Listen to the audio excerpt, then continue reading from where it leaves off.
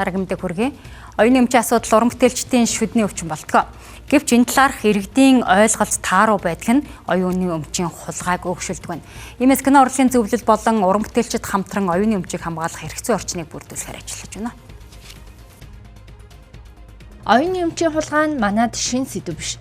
Гэвч өнөөхөр нь шийдлийн олоогийн дээр захим орчинд оюуны өмчийн хулгай газар авсан хэвээр байна. Энэ нь уран бүтээлчдийн хөдөлмөрийг өнгөөдүүлж байгаа юм. Уур зах дээр явж байгаад өөдөөс хөө сайн байна уу нариулагч. Таны нэг тим кино чи манай лагуун дээр байгаас. Яг л мэдэхгүй шүү хүмүүс. Энэ бол хулгай хийж байгаа гэдгийг биш ойлгох. Тэгэхээр зэрэг энийг одоо бид амин болон бас энэ хулгайн асуудлыг эрүүгийн хуультай өмчийн хулгайн гэмт хэргийн заалттай уйж өгөхийсэн гэсэн хүсэл бол байдаг. Тэгээ хэрвээ ингэчих юм бол энэ хулгайн асуудал татрах баг. Кино өөрөө өндөр зардалтай бүтдэг урлаг. Тэгээд 200-300 сая төгрөг гаргаж зарж хийчихэл тэгэл ерөөсөө одоо платформ дээр байршаал маргааш нь гэтэл телеграм дээр ч юм уу эсвэл өөр платформ дээр 5,000-аар 10,000-аар үзээч гэл ингээл явж идэл та одоо ингээл кино маань нээлттэй хийсний маргааш шүү дээ ерөөсөө. Тэгээд энэ бол үнэхээр хэцүү тулгымцсан асуудал яг энэ оюуны өмчийн асуудал дээр болоо. Тэгээд мэдээж тэгээд энэ бол нөгөө найруулагчдын шүдний өвчин.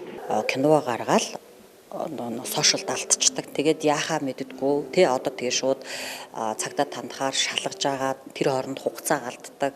Маш олон газруудаар тардаг. Тэгээ энэ нь нөгөө иргэний хэрэгээр шийдэгдэх учраас одоо жишээлбэл 50,000-аас 500,000 төгрөгөөр л торгочхоор кино оюуны өмчийг одоо хулгайлж борлуулад байгаа хүмүүс чинь тэрнээс өндөр их маш их ашигтай ажиллаж байгаа болохоор тоохгүй байгаа юм. Тэгэхээр бид нар энийг одоо эрүүгийн эрхт оруулах уу, яах вэ гэхэд хуульч өмгөөлөгч нараас зөвлөгөө аваад ямар ч гэсэн ажиллаа явж байгаа. Зарим IPTV контентын үзэлтийн тоог уран бүтээлчдэд өгдөггүй өөрсдийн үнэлэмжээр үн тогтоодог нь уран бүтээлчдэд хохиролтой байдаг. Уран бүтээлчид кино урлагийн зөвлөлд гомдол гаргадагч эрх зүйн хувьд гэрээ байгуулаагүй нь хүндрэл учруулдаг байна. Энэ мэт шалтгаан нь хуулийн эрх зүйн орчныг бүрдүүлэх шаардлагатай байгааг илтгэж байгаа юм. Мөн уран бүтээлчид хамтран олон улсад төдийгүй дотооддоо дуу хоолойгоо хүргэж томоохон уран бүтээлд хамтран ажиллаж дэлхийн хэмжээний бүтээл бүтээх зэрэгт холбоо байгуулах шаардлагатай байгаагч найруулагчид хүндэж байсан юм а.